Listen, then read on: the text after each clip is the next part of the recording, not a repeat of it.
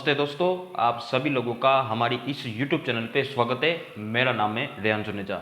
इस वीडियो में बात करेंगे कि देश भर में अगले 24 से लेकर अगले 48 घंटे के दौरान देश भर में मौसम कैसा रहने वाला है, कहाँ कहाँ पे प्री मानसून गतिविधियाँ का जोर दिखाई देने वाला है और कहाँ कहाँ पे हीट वेव का प्रकोप अपना जो हीट वेव कहाँ कहाँ पे अपने जो चिलचिलाती धूप है वो दिखाने वाली है। तो इस वीडियो में हम डिस्कस करने वाले हैं। तो अभी तक हमारी यूट्यूब चैनल को सब्सक्राइब नहीं किया है तो हमारी इस यूट्यूब चैनल को सब्सक्राइब कर लीजिए। साथ में इस वीडियो को भी एक जानकारी अच्छी लगती है, अगर आपको ये जानकारी इंपॉर्टेंट लगती है और मतलब आपको अच्छी लगती है तो इस वीडियो को भी एक लाइक कर दीजिए। बाकी जो है देश भर में कैसा मौसम रहेगा हम इस वीडियो में डिस्कस करने वाले हैं। तो सबसे पहले इस वीडियो की शुरुआत उत्तर भारत से करेंगे कि उत्तर भारत के भी कई भागों में हीट वेव का अलर्ट बना हुआ है, यानी कई भागों में हीट वेव का अलर्ट है। तो सबसे पहले उत्तर भारत का मौसम हम देखेंगे। तो उत्तर भारत में क्या होगा, उत्तर भारत की बात करें तो उत्तर भारत में एक मिनट, हाँ 5 तारीख को पंजाब, हरियाणा, दिल्ली, पश्चिम उत्तर प्रदेश और उत्तर पूर्वी राजस्थान ये साफ रहेंगे, शुष्क रहेंगे। यहाँ पे कोई आपको खास मौसमी गतिविधि दिखाई देने वाली नहीं है। पहाड़ी इलाकों की बात करें तो जम्मू कश्मीर, गिलगित बाल्टिस्तान, मुजफ्फरनगर, लद्दाख, हिमाचल और उत्तराखंड ये भी सभी इलाके साफ रहेंगे, शुष्क रहेंगे। यहाँ पे भी कोई मौसमी गतिविधि आपको नजर नहीं आने वाली है।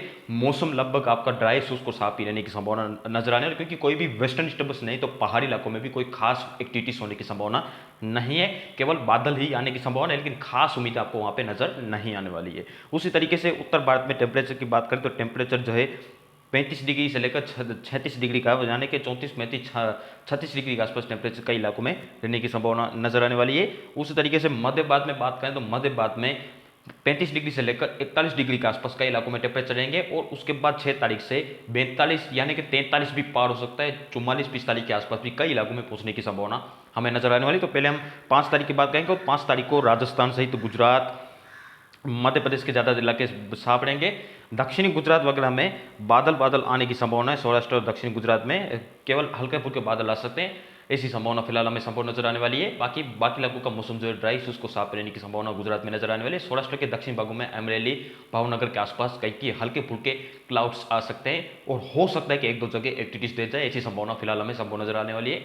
और बाकी इलाके साफ रहेंगे, सौराष्ट्र, कच्छ और आपकी ओडिशा, छत्तीसगढ़ से लेकर बिहार, झारखंड, पश्चिम बंगाल का मौसम साफ रहेगा। 5 तारीख से यहाँ पे भी खास उम्मीद नहीं है। ओडिशा के एक दो जगह लोकल वाइज वेदर एक्टिविटी हो सकती है, बाकी इलाकों में आज ही बारिश की संभावना है। 4 तारीख को कई इलाकों में बारिश की संभावना है। कल से मौसम जो है ड्राई साफ हो जाएगा। आंध्र प्रदेश में कहीं कहीं हल्की वर्षा हो सकती है, विशाखापट्टनम के आसपास।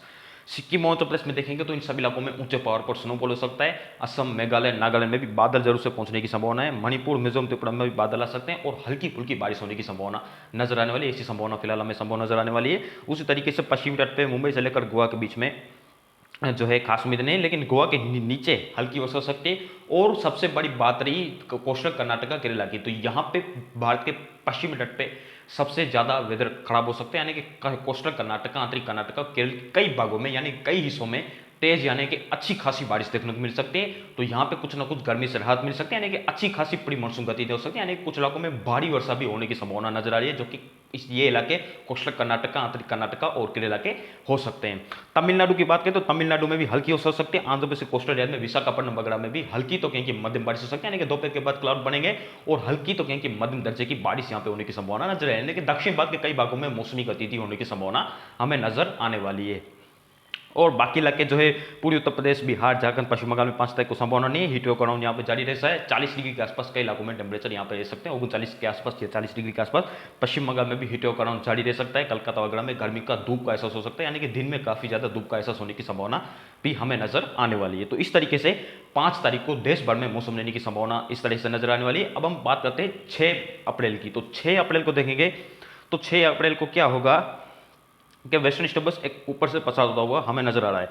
तो जम्मू कश्मीर में बादल जरूर से पहुंच सकते हैं, लेकिन कोई खास उम्मीद आपको नजर नहीं आने वाली है।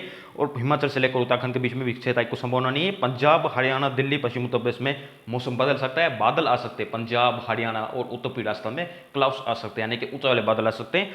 हो सकता है कि एक दो जगह छोटी बूंदाबांदी या मेघगर्जना दे दे, ऐसी संभावना फिलहाल मुझको नजर आने वाली है। 6 तारीख को मुझे संभव नजर आने वाली है। इसके ऊपर प्रेडिक्शन करेंगे और कल के वीडियो में आपको पूरा डिटेल बता देंगे। अभी के मुताबिक पंजाब, हरियाणा और उत्तर पूर्वी राजस्थान में ये बादल पहुंच सकते हैं और हल्की फुल्की एक्टिविटीज दे सकते हैं, ऐसी फिलहाल हमें संभावना संभव नजर आने वाली है। बाकी दिल्ली एनसीआर में 35 डिग्री के ऊपर यानी कि 36 डिग्री के आसपास टेम्परेचर रह सकता है। पश्चिम उत्तर प्रदेश में गर्मी का एहसास होता रहेगा, यानी कि धूप का एहसास होता रहेगा। और राजस्थान, गुजरात, मध्य प्रदेश, महाराष्ट्र ये साफ रहेंगे।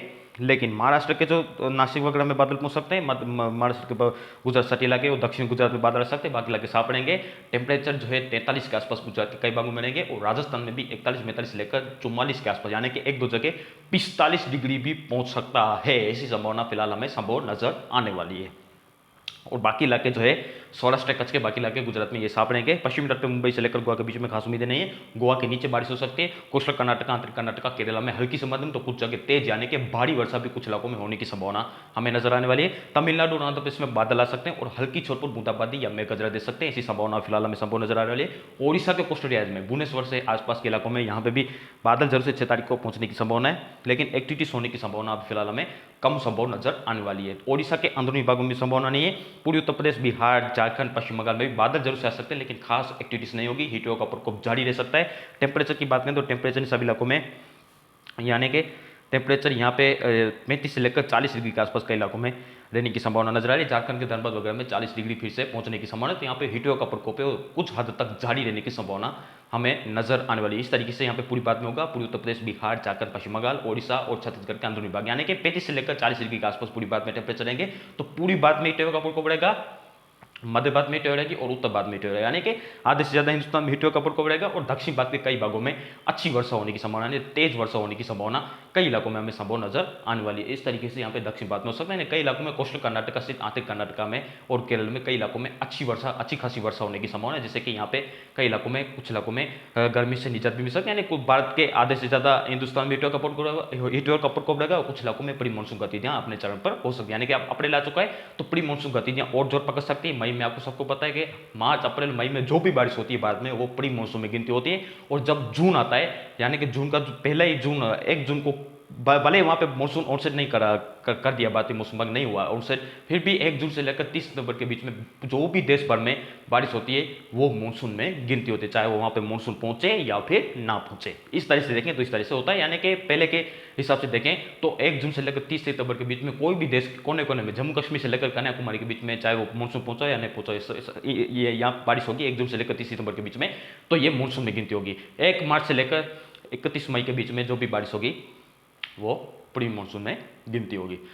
पूर्वोत्तर के राज्यों की बात करें तो पूर्वोत्तर के राज्यों में सिक्किम, हिमाचल प्रदेश में स्नोफॉल हो सकता है। असम, मेघालय, नागालैंड, मणिपुर, मिजोरम, त्रिपुरा सभी इलाकों में बादल आने की संभावना है और यहाँ पे हल्की वर्षा होने की संभावना में नजर आ रही है, यानी कि सिक्किम, हिमाचल प्रदेश के ऊंचे पहाड़ पर स्नोफॉल हो सकता है। असम, मेघालय, नागालैंड, मणिपुर, मिजोरम, त्रिपुरा सभी इलाकों में बादल पहुंचने की संभावना नजर आने वाले और यहाँ पे हल्की वर्षा होने की संभावना है, यानी कि पूर्वोत्तर के भी कई भागों में मौसमी गतिविधि होने की संभावना हमें नजर आ रही है। और 5 तारीख को लक्षद्वीप में हल्की होगी और 6 तारीख को भी लक्षद्वीप में बादल आ सकते हैं, छोटपुर बारिश हो सकती है। अंडमान निकोबार द्वीप समूह की बात करें तो अंडमान निकोबार द्वीप समूह में हलचल बढ़ने से बंगाल खाड़ी में 5 और 6 तारीख को कई इलाकों में भारी वर्षा होने की संभावना है, यानी कि 5 तारीख को भारी वर्षा होने की संभावना है। 6 तारीख को भी अच्छी खासी बारिश अंडमान निकोबार द्वीप समूह में कई भागों में होने की संभावना है, यानी कि अप्रैल में भी बंगाल खाड़ी में हलचल बढ़ जाएगी। इसके ऊपर भी एक अलग वीडियो बनाएंगे, कब से साइक्लोन का सेक्शन शुरू होगा और मई में क्या बनेगा चक्रवात अरब सागर बंगाल खाड़ी में, मई या जून में कब संभावना है, इसके बारे में प्रेडिक्शन करेंगे और आने वाले दिनों में ये भी आपको वीडियो मिल जाएगा कब तक साइक्लोन बनेंगे बंगाल खाड़ी और अरबिन सी में। बाकी जो भी होगा आगे मैं आपको आगे लगातार अपडेट करके बताता रहूंगा। आप हमारी चैनल के साथ बस लगातार जुड़े रहेगा और अभी तक आपने हमारी यूट्यूब चैनल को सब्सक्राइब नहीं किया है तो इस चैनल को सब्सक्राइब कर लीजिए। मिलते हैं इसके नेक्स्ट वीडियो में, तब तक के लिए सभी भाइयों को धन्यवाद।